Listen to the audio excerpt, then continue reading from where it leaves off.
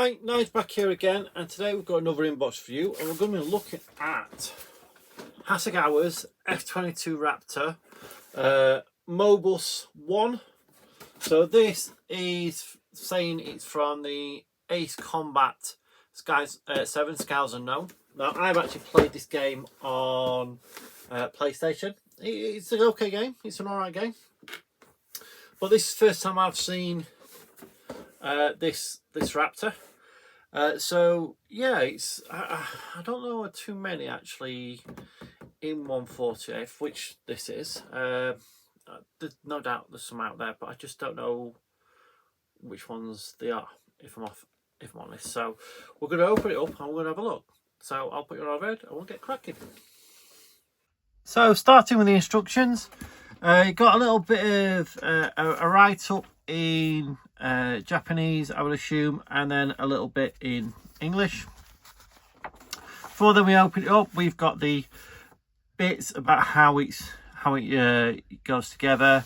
We have our sprue map, and then we've got our colour call-outs in Mr. Hobby and Mr. Colour. So Mr. Hobby and Mr. Colour with then the actual name of the colour, and we even have some of the FF numbers down here.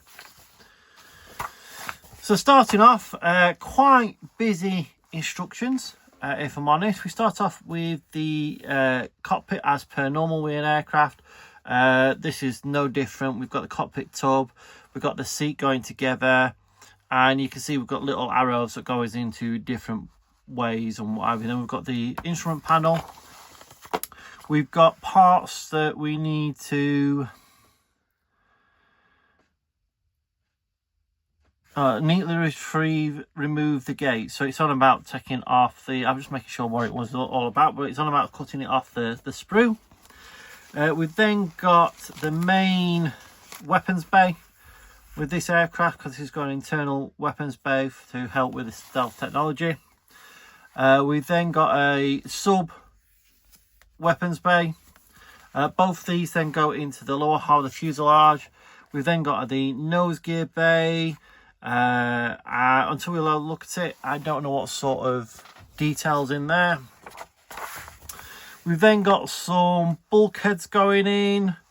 We have the engines, or at least the nozzle part of the engines, with some more, I don't know, strengthening parts maybe for helping join this aircraft together, or is that to help support the intakes like on this bit here? They look like they are going to be cannons of some sort. Then we've got the engine going in, the intake inside, and then sandwiching it all together. Move the decals out of the way. Then we've got the nose wheel, so building the actual nose wheel, doing the tyre. We've got the nose wheel doors, and then we move on to the main wheels just here. Main wheel doors, and then we can have the weapons weapon bay open or closed. Okay, both the main one and the sub weapon bay, as it says. So that's it where it's open, up there where it's closed, and that one open and closed. Then we've got the weapons going in, so we've got AIM 120Cs and AIM 9Xs. Before then we've got these variable nozzles of the actual engines, some control surfaces. Before then we move on to that distinctive V-shaped tail on the rear, and then putting the canopy and the pilot in. And then we move on to the marking options for this aircraft. It doesn't say where it's from. Okay. Oh, I do. It's the one from the game, isn't it? So, and there's the other one. Okay, so that's the instructions. Moving on to the plastic. So starting with the upper and lower fuselage. So we have the lower fuselage here, and you can see all these gate bits that it was talking about. We have our ram tape should I say,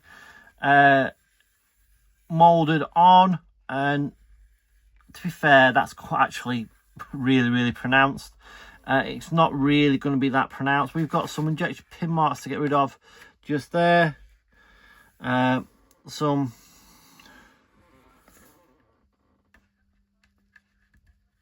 well, I don't know. So I don't know whether you can see this. I'll just get a knife. But we have a line that goes all the way down here, all the way down to there. Is it on this side? Yes, we have it on this side as well. So is that part of the actual aircraft? I don't believe it is. I reckon that's a mold seam. So when the two molds are joined together, that's a seam there that runs all the way down there, all the way up around. Not hard to get rid of, annoying more than anything. And we've got another ejection pin mark there. We've got one there. We have one there and one there. Careful with that bit, that's really flimsy. I can see that breaking really easy. So be aware of that when coming to build it. And then we've got the upper part. And again, we have this line that goes all the way down on both sides. Again, I don't think that is actually part of this kit. I don't think that's meant to be there. Certainly when I'm going to build it, well, if I build one of these, I will be checking that and checking my references, because I don't think that is actually part of this aircraft. And it goes all the way around there as well. Okay, on this one. On the other one, let's just get it back. Yes, it goes all the way around the control surfaces on that as well. Again, we've got some pin marks on here that we'll need getting rid of. There's 1, 2, 3.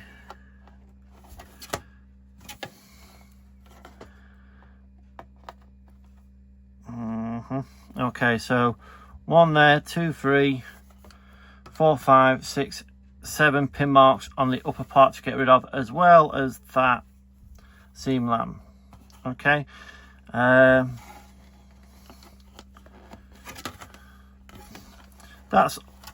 it must be there. This part here must be meant to be like that. Otherwise, why would it be raised like that? And again, we have what looks like, well, I don't know, a raised sort of line around there. Whether that's meant to be there, again, I'll be checking my references. Another line there and there. So yeah, check your references on this one, fellas. Other than that, again, it looks quite nice. Got nice panel lines. It's got nice rivets.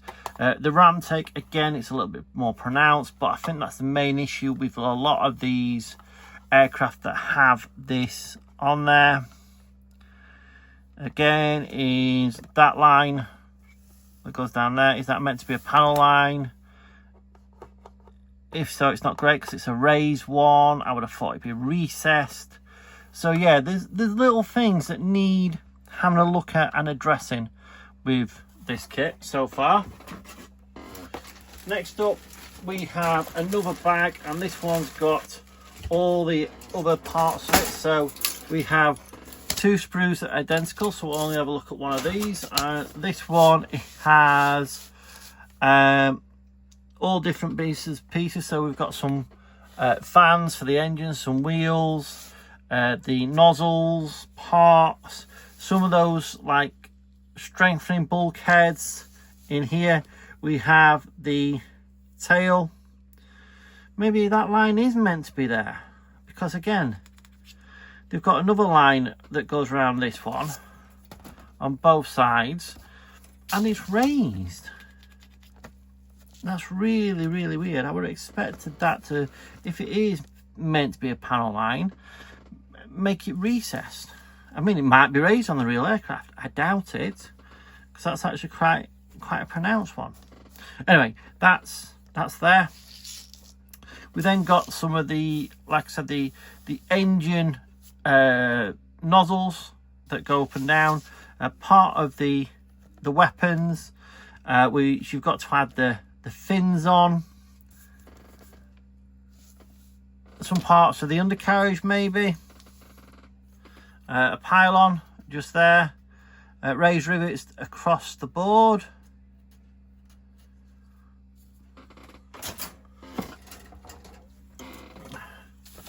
We then got some more panels. So these are all our gun bays, not gun bays should I say, our weapon bays for the open and closed parts. We've got some of the internal detail just here, so be careful when removing these parts from the actual sprue. They go on there. I'm hoping that they will cover up some of these sink marks, which I very much doubt it. So these sink marks that you can see dotted all around, so that's going to take some work to get rid of. Our pilot figure with a separate head depending on which helmet you want to give him. Arms, at least this one has so you can actually have the control yoke in his hand. Then another major part here, so we've got our weapons bay. Yeah, he's got some detail in there, not massive amounts. Then you've got the tail, the vertical stabilizers that give it this aircraft its distinctive look. We have the cockpit just there. Not a great deal of detail in there. I mean, it's good enough, but not massive amounts of detail. Another panel just there, and again, this one's got that odd looking line that goes all the way around. And again, I could be wrong, that could be part of the aircraft. I just don't know, but if it was, I would assume they wouldn't do it raised. Again, I'm gonna have to have a look at the references to see whether that's meant to be part of it. Really weird. Anyway, that's another part of it. We've got some bay doors just there. Next up, we have the secondary bay just here. Again, it's got some detail in, not massive amounts. We've got some piping, so a lot of this piping will probably go into the bay. We have our seat just here, our instrument panel just there, or instrument screens should I say, and the side of the actual seat, some okay detail on there.